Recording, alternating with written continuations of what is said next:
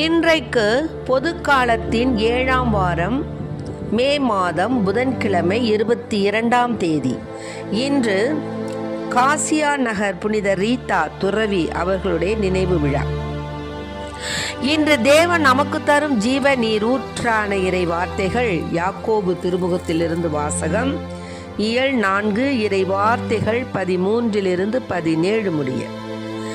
இன்றோ நாளையோ குறிப்பிட்ட நகரத்துக்கு போய் அங்கே ஓராண்டு தங்கி வாணிகம் செய்வோம், பணம் ஈட்டுவோம் என சொல்லுகிறவர்களே, சற்று கேளுங்கள்.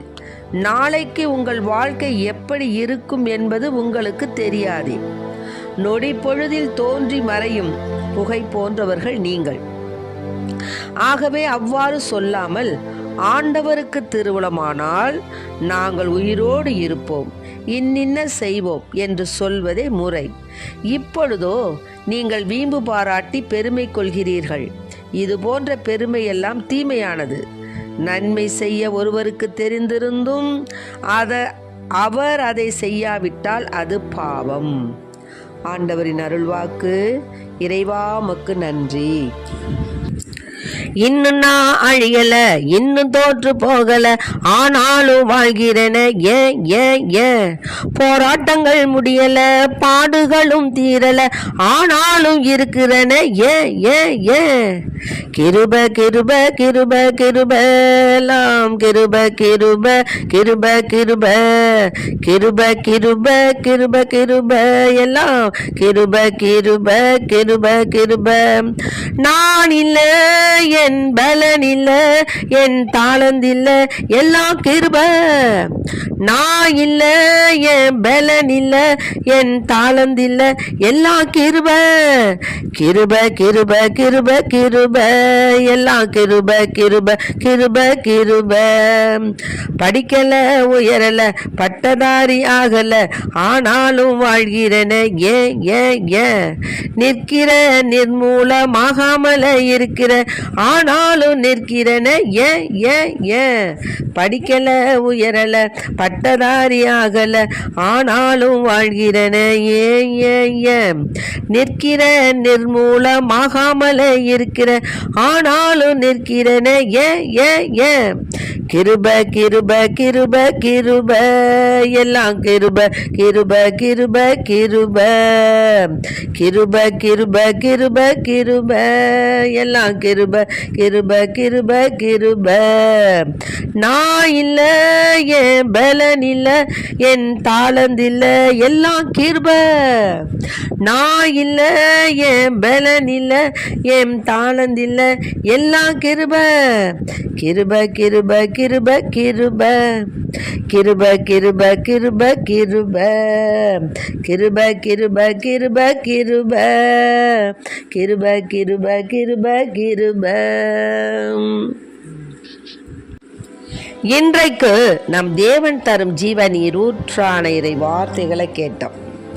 அதாவது யாக்கோபு எழுதிய திருமுகத்தில், இன்றோ நாளையோ குறிப்பிட்ட நகரத்துக்கு போய் அங்கே ஓராண்டு தங்கி வாணிகம் செய்வோம், பணம் ஈட்டுவோம் என சொல்லுகிறவர்களே, சற்று கேளுங்கள்.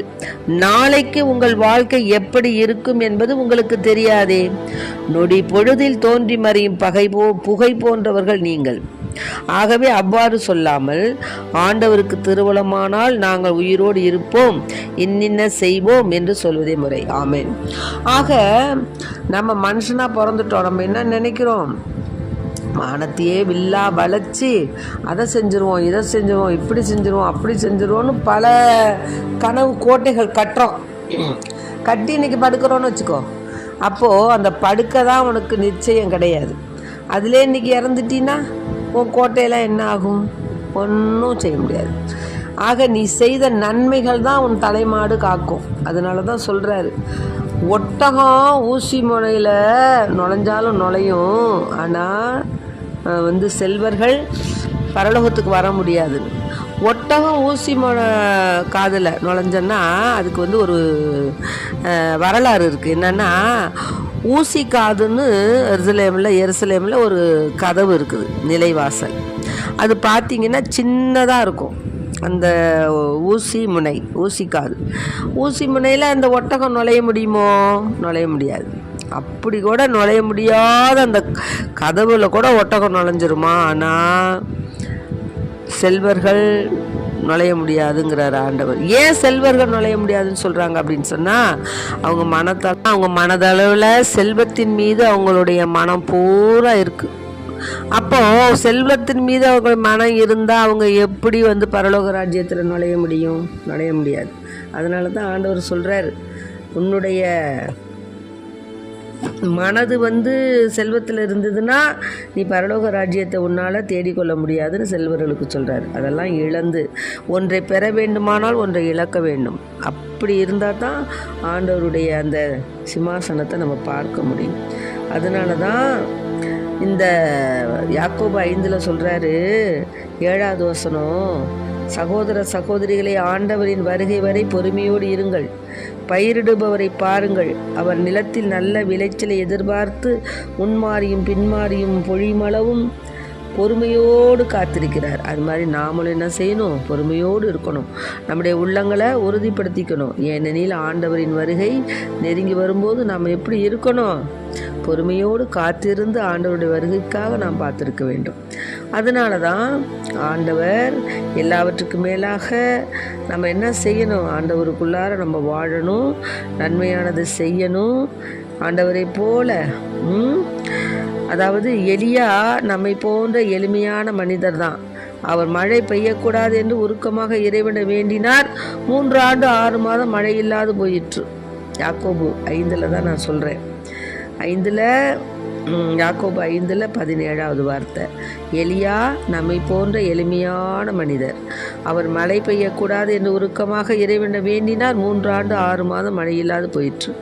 மீண்டும் அவர் வேண்டினார், வானம் பொழிந்தது, நிலம் விளைந்தது. ஆகவே சகோதர சகோதரிகளே, நாம் மனம் திரும்பி தவறான நெறியிலிருந்தும் அழிவிலிருந்தும் நம்மை மீட்பவர் இறைவன் மட்டுமே என்பதை உணர்ந்தவர்களாய் மனம் திருந்தினவர்களாய் வாழ வேண்டும்.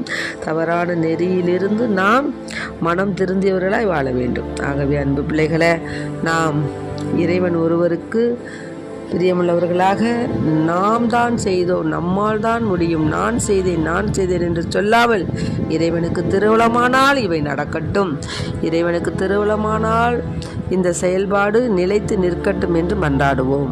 ஆமென்.